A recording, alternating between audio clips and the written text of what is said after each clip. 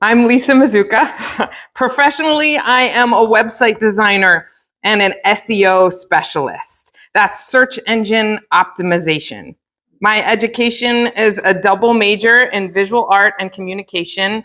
I went to Rutgers for my undergraduate degree.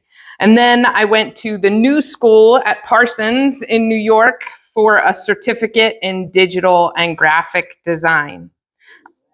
I've always said that building a website is much like growing a garden. You have to tend it and add to it over time for best results and success.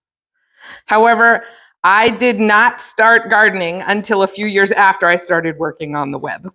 In 2009, I planted my first vegetable garden. We were in Beechwood, New Jersey, and my husband and I and my two kids, Giovanni and Abigail, lived there from 2007 to 2015.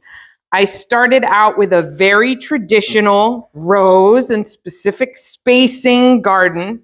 I double dug my garden beds and very heavy clay and with a pickaxe and incorporated my first batch of lousy unfinished compost. But you've got to start somewhere.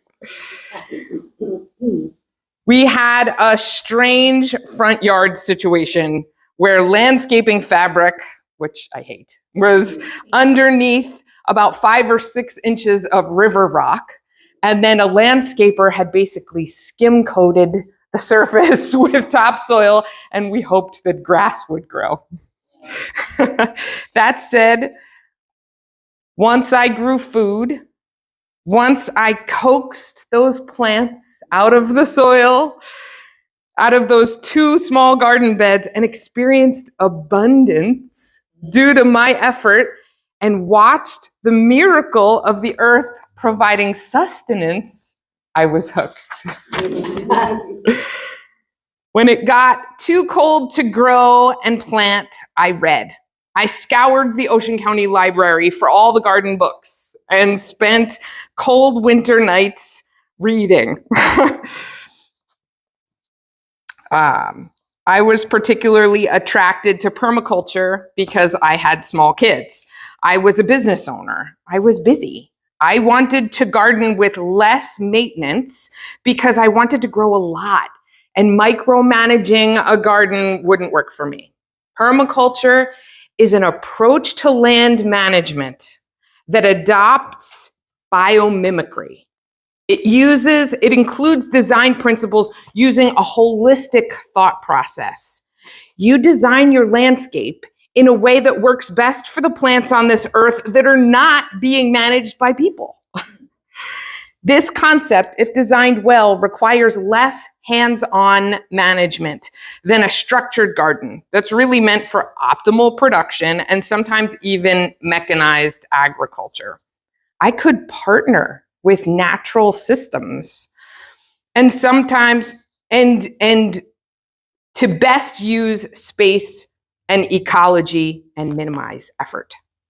I think my first introduction to permaculture was the Back to Eden documentary with Paul Gauci. Could it be that easy? Cover the soil in deep wood chips. Don't till it in. No need to water or fertilize. And fruit trees will grow and produce in any soil. Well, no, it's not quite that easy, but it was a good start. In those colder months, I learned to compost and dove into that in a big way. We had mature oaks on the property, and I was always inundated with leaves. Problem solved. The problem is the solution, which is a big principle in permaculture. I read books by many people who'd been doing this for decades, and here are some of the resources I wanted to share with you today. But back to Beechwood. My kids were small and helping me outside. I told myself I was investing so much time and energy into setting up these systems to play outside with them and spend time outdoors with them, which we did do. But this was for me. It lit up my soul. And I was driven to do it. Grow more, plant another bed, make another path, a wooded shade garden, guilds of berry bushes, and fruit trees, and perennial herbs, and tea. I could not imagine not doing it.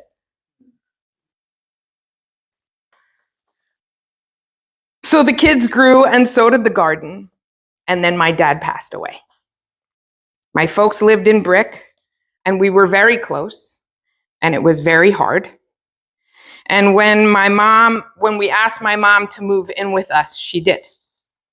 Our current home wasn't right for our family, and so we moved. And I dug up my plants, and I brought as many as I could with me, and I said goodbye to my first gardens. But I cut my teeth here. I knew what I wanted. I made mistakes. I knew what I would never want to do again. No brambles with thorns. They're a nightmare, and you can't really compost them because you're dealing with thorns. It's horrible. And then no 12-foot sunchokes in the front of the garden beds or in the front of the front yard is not a good idea. And don't let friends hoard fresh grass clippings and then dump them in your yard for you to use in your garden days later in the summer. They are a slimy, smelly mess, and all the neighbors were very upset for a long time. We moved to a blank slate. New construction built in 2015. We moved in right before Christmas that year. On Google Maps, our property is still a heavily wooded lot. But they clear cut, and there was literally nothing there. I brought over some plants to start and was thrilled. I didn't need my pickaxe. No clay, no rocks. I could dig to China if I wanted. Wait, what? No worms, no roots, no life. It was sand, exactly like a beach. Soft, cave in on itself, not a single worm, sand. Okay, let's figure this out. I mulched and I planted. That's the sand. I took a class with Jersey Friendly Yards and the Ocean County Soil Conservation District. This was a home gardening seminar where I began to learn about soil and native plants and the benefits of planting native as opposed to invasive or other species that don't support our local ecology. This was new to me. I was planting all the productive things that would grow in my planting zone, which had more to do with average temperature and climate than native geographical ranges. This workshop provided a grant to install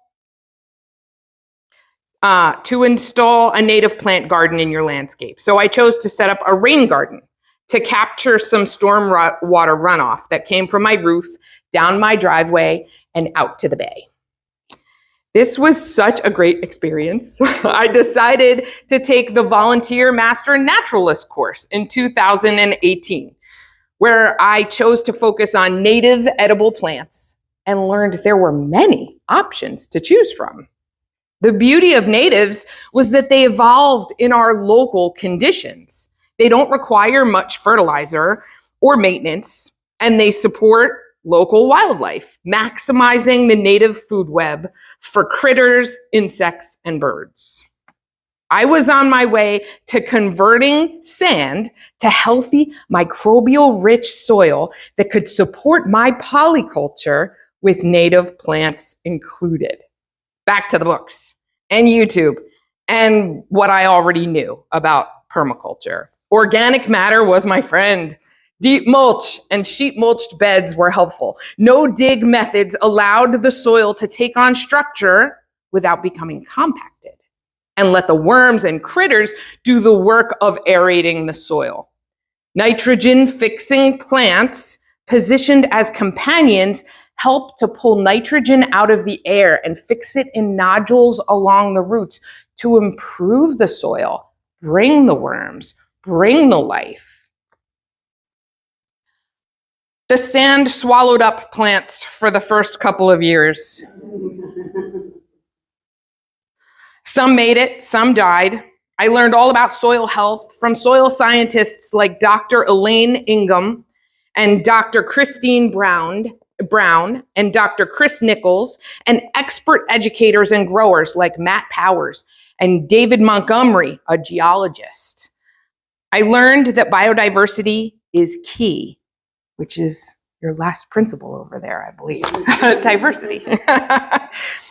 And the permaculture tenet of planting a polyculture made sense, not just to maximize space and yield and deal with pests and attract pollinators above ground, but diversity influenced and improved the soil below ground as well, where we couldn't see. Different plants farm and attract different microbes. And the more microbes, the more they use organic matter to build the soil environment for them to happily live and multiply and support the plants. If you build it, they will come. Plant the plants, add the mulch, pull the weeds, provide the water. Right plants, right place, and the system builds itself and recycles nutrients and gets better and better. And you get to watch it and help it and be part of it. There is no place where I belong as much as I do in my yard. Walking among the trees and bushes and flowers and buzzing things and birds singing and abundance. I don't even want to wear sunglasses when I'm out there because I don't want to block any of it out. And over the years, we've built the soil, and I've learned to make biochar and homemade charcoal that can be primed with nutrients in the compost and added to sandy soil, infusing it with stable carbon structure for microbes. I began to build infrastructure, a compost and rainwater collection system, a substantial arbor for hardy kiwi vines. And during the height of the pandemic, I built a DIY greenhouse from recycled windows and old slider doors with my husband. And this is the process of that happening.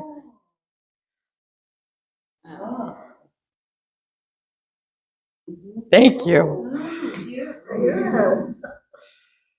So that's what that looks like. This is why I do it, why I'm driven to grow. And this is the Mazuka homestead.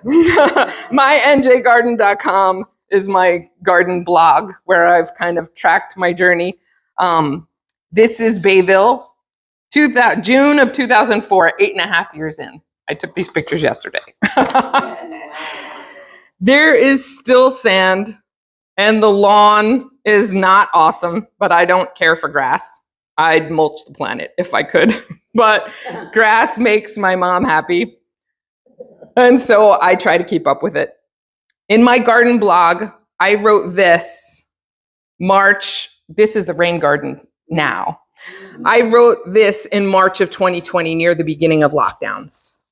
My garden has always brought me joy and a sense of purpose. When I'm worried, I see leaf buds swell on shrubs and trees, watch bees buzz and wiggle inside blooming flowers, and see hints of new green comfrey leaves rising up from the shriveled refuse that was last season's foliage, and my shoulders relax. I smile in spite of myself, and I walk around and visit my plants, and I know in my heart I'm right where I belong. I confidently care for my landscape, experiment with different plants, methods, and projects with ease and enthusiasm of informed instinct. Now, in light of what's happening in the world, I wish more than ever that others would see the value and benefits of gardening and growing food and creating an edible landscape. I can't help but look up to God and nod in agreement, as if to say, I get it now. This is why you put me on this path. We've been training for this, haven't we? Building healthy soil and saving seeds is like putting money in the bank. In fact, it's better than that. You are building a resource and creating resiliency to potentially debilitating circumstances. Yes, it would be worthless effort if, in the face of fire or earthquake or tornado, which could wipe out our immediate environment and belongings, but this isolation and possible supply chain disruption, locally sourced essentials become much more important. I can always improve and add skills to what I've been doing. The next obvious step for me is preserving the food I grow. So beyond freezing my fruit and produce, I need to make an effort to practice canning and drying what comes in from out of the yard. These are fruit tree guilds that are set up in a food forest system. And food forests are designed in layers, just like a natural forest. So there are the shade trees, the canopy layer, and then there are understory trees, and then shrubs, and then an herbaceous layer down at the ground level, and then a root layer.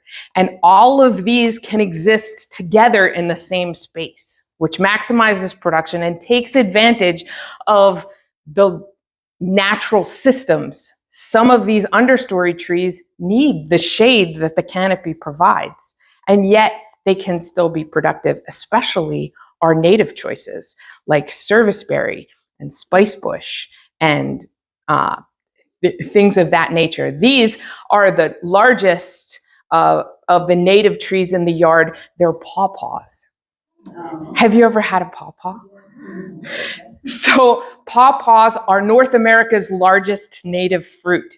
They're about the size and shape of a mango, but instead of one big pit, they have a few thumbnail-sized seeds inside them.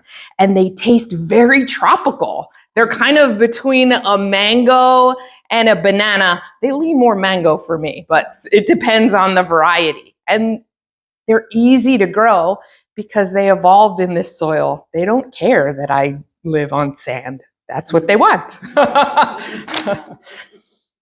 And so these are a lot of what you can grow on your own if you set things like this up are things that you can't buy in the grocery store because pawpaws are ripe for a very short amount of time and they don't travel well and don't make it through commercial mechanized packaging and such in a positive way. No one would buy them off the shelf. By the time they saw them, they'd be brown and shriveled and weird. But when you get them out of the yard, they're fresh and wonderful.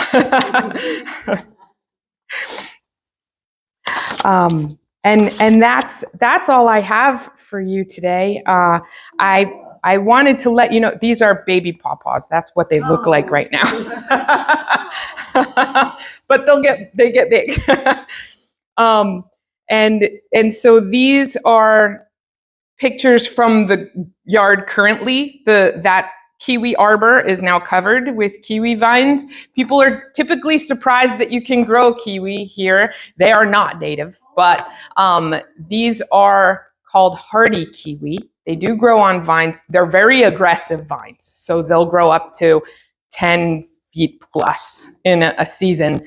And they actually produce what's more like a kiwi berry. They're like large grapes. And the entire thing is edible. You don't have to peel a fuzzy layer. But they taste just like kiwi. If you cut them open, they look just like kiwi. They're green with little seeds. Just teeny. Yes, that's what they are. And my backyard is ruled by a 12-and-a-half-year-old yellow lab who would get into this stuff if she had access to it. So a lot of my backyard is in raised beds, but this is the inside of the greenhouse. I do grow greens in there. I start seeds in there. And I grow brassicas in there because the cabbage moths take them if I leave them out in the yard. Here's some more raised beds. And this is, yes, there were figs in that pot. This is the side yard where I have that compost system. Right in front here, you can see May-apples along the floor. May-apples are a native plant. They're also called mandrake. And every part of the plant is incredibly toxic and dangerous, and you should not eat it until the fruit is very ripe. And then you can eat the fruit. Who figured that out? I have no idea. But so mandrake, mayapple, and you'll find them in deep shade along the forest floor, which is hard to find productive fruit producing plants in deep shade. Many fruit plants like full sun. So that's what I meant when I say right plant, right place. There's mountain mint and fennel. Fennel is not native, mountain mint is, but I enjoy fennel in the garden because it is a host plant for eastern black swallowtail butterflies. So it's welcome. And it comes back every year. They like dill and parsley too, but that's annual and I have to replant that. So the fennel comes back. This is moving onto the other side of my front yard. So I don't have any part of my yard that is off limits to planting. It all gets plants in it. And a raised bed area again. I do pull extra plants. Many of the native plants that I enjoy reseed themselves. And so I have seedlings coming up and I can't destroy perfectly good growing plants. So I do pull them and I share them with friends. And sometimes I sell things on Facebook Marketplace. Right now, I am on the board of a local nonprofit charity organization called A Need We Feed. And they help feed hungry people throughout Ocean County. They get meals from local restaurants, and then they have volunteers that deliver them to these folks. Many of them are seniors and veterans and families who are struggling, and some are homeless. So they were, during COVID, they had financial support from the state via a grant that was very helpful and allowed them to help a lot of people. But now we rely on fundraisers and donations, and we're running a 50-50 right now. But as I pull things from the yard and pot them up, I have native plants to sell, and I would like to help to support A Need We Feed. So anything that I get from my sales, I donate to A Need We Feed. So if you're interested in native plants, I can definitely supply you with a list that I can share. And this is the end. This is a grape arbor. There are fava beans planted among the grapes, because fava beans are in the legume family, and legumes, anything in the legume family, is going to be those nitrogen fixing plants where they can take nitrogen from the air and fix it in among the roots and improve the soil for the plants around it. So that's how I like to fertilize if I can. I hope this was helpful. Thank you so much for inviting me today.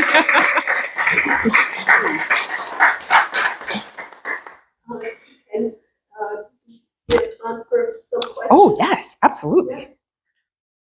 This isn't a question. Thank you very much. No, you're welcome. In my own little way, I kind of connect with what you're doing. I live in a community in Crestwood Village, and multiple perfect golf course lawns surround me, and nobody ever walks on them or does anything on them. I have dedicated my lawn to be a pine-bearing lawn. Yes. And I can walk all over it and do what I want. I posted recently on Facebook. I went to some of the big box Home Depot, Lowe's, and did nothing but take pictures of their most supplied aisles, which are the aisles with pesticides and things that kill and destroy and harm things. And I'm trying in my own little way to push that out there. Stop killing, start growing. And I have a problem with deer, but I like living things. So on the side of my house, I tried a couple. The deer ate all the rose bushes, and I tried to do things that are kind of native.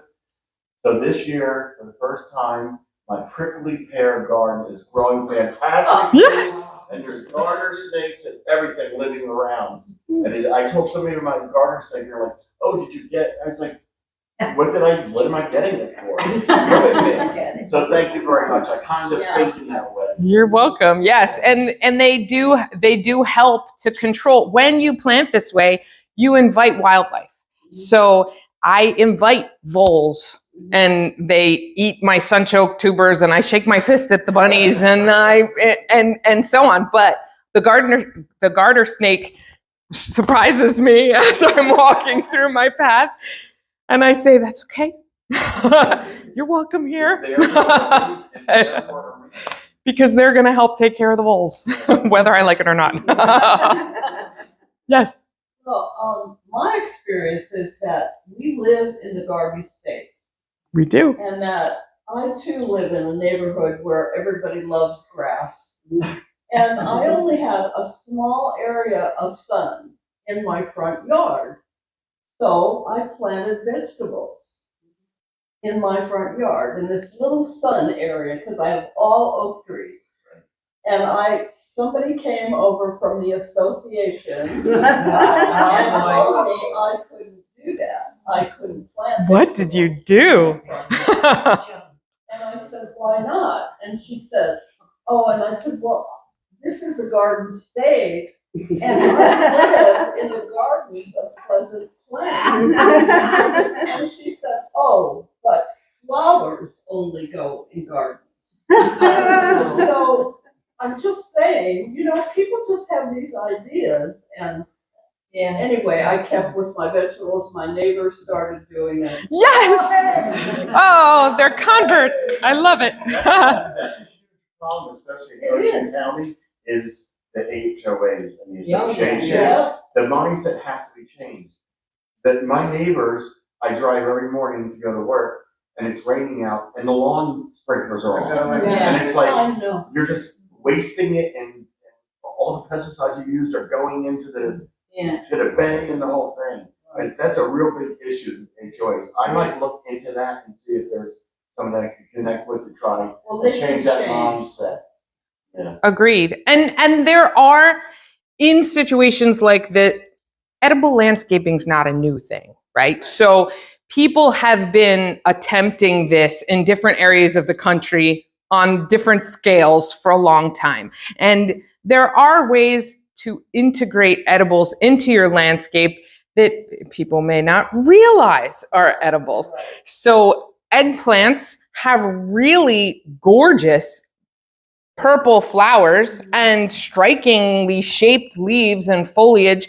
They're easy to tuck into a flower garden. And passion flower, have you ever seen those flowers?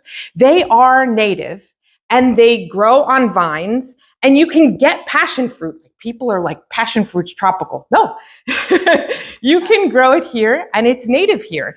And the flowers are unlike anything as far as ornamental that you've ever seen. They look alien. They have squiggles coming out of them, gorgeous colors, and they are evolutionarily designed to be pollinated by carpenter bees and bumblebees, those big fat bees, because they go onto the center of the flower and they just spin in a circle, and it looks like there's a little umbrella right over them, and the pollen brushes onto their backs. But if they weren't that big, they would never touch the pollen. Like, they evolved together. That's important.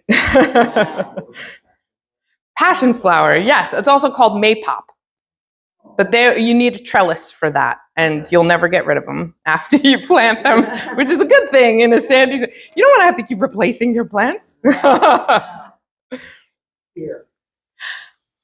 So, deer, I was working for a while at Jake's Branch County Park, and deer don't come to my yard. Don't tell them where I live.